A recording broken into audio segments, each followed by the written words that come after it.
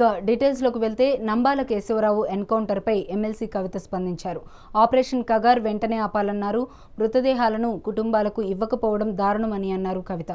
పోలీసులు మానవత్వం లేకుండా ప్రవర్తించారని ఆవేదన వ్యక్తం చేశారు.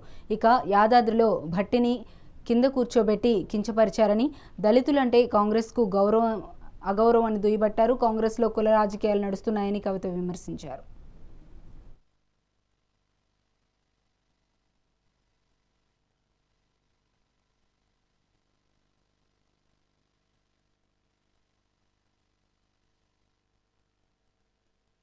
జై తెలంగాణ. అందరికీ నమస్కారం.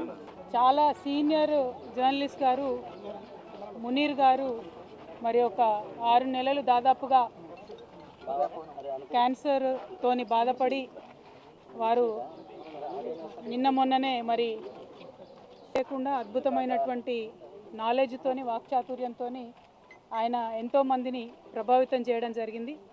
మరి మునీర్ గారి కుటుంబ సభ్యులకు నేను ప్రగాఢంగా నా యొక్క సంతాపాన్ని సానుభూతిని తెలియజేస్తూ ఉన్నాను. వారికి 3 బిడ్డలు ఉన్నారు, ఒక కొడుకున్నాడు. వారందరితో కూడా నేను మాట్లాడడం జరిగింది. వారందరూ కూడా ఒకటే కోరింది, మా నాన్నగారు చేసినటువంటి కాంట్రిబ్యూషన్ని, తెలంగాణ పట్ల వారు చూపించినటువంటి ప్రేమని ప్రపంచానికి మీరు తెలియజేయండి అని చెప్పి వారు అడగడం జరిగింది. నిజంగా కూడా మునీర్ గారు చాలా కష్టపడ్డారు తెలంగాణ వాదాన్ని పెంపొందించడంలో.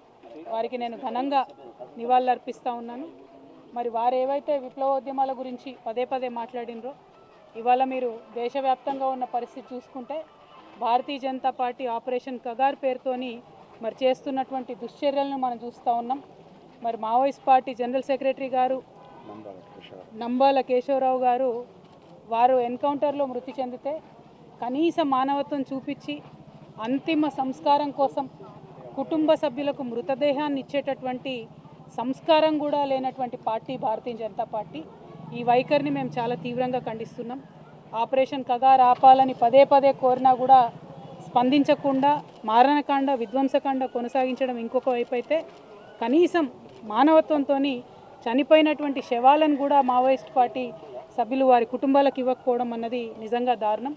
ఇది కుటుంబాలన్నీ కూడా బాధపడేటటువంటి సందర్భం. ఈ వైఖరిని మేము తీవ్రంగా ఖండిస్తున్నాం. అట్లానే మరి మంచిర్యాల జిల్లాలో నిన్నగాక మనం చూసినాం, సరస్వతి నది పుష్కరాలు కాళేశ్వరం దగ్గర జరిగినాయి. ఇదే మంచిర్యాలకు ఎంపీగా ఉన్నటువంటి వంశీ గారు కాంగ్రెస్ పార్టీ యొక్క దళిత వ్యతిరేక వైఖరిని ఎండగడుతూ మరి వారు చెప్పడం జరిగింది, మమ్మల్ని ఇన్వైట్ చేయలేదు సరస్వతి పుష్కరాలకు. నేను బాధపడ్డా. ధనం కన్నా, పదవి కన్నా కులం గొప్పది ఈ సమాజంలో, నాకు చాలా అవమానం జరిగిందని వారు చెప్పడం జరిగింది. కాంగ్రెస్ పార్టీ రేవంత్ రెడ్డి గారు యాదగిరి గుట్టలో కూడా అదే చేసిండ్రు.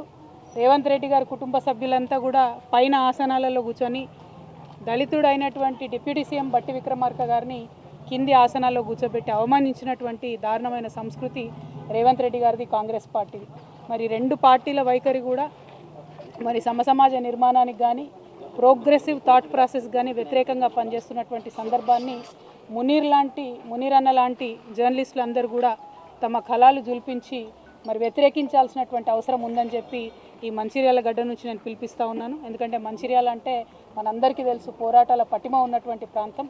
మరి ఇక్కడ ఉండేటటువంటి వారందరం కూడా నిర్ద్వంద్వంగా ఖండించాల్సినటువంటి 2 చర్యలను కూడా ఈ సందర్భంగా గుర్తు చేసుకుంటూ మరి మునీర్ అన్న ఆత్మకు శాంతి కలగాలని మనస్ఫూర్తిగా కోరుకుంటూ వారి కుటుంబ సభ్యులకి మరొకసారి ప్రగాఢంగా నా యొక్క సానుభూతిని నేను తెలియజేస్తున్నాను.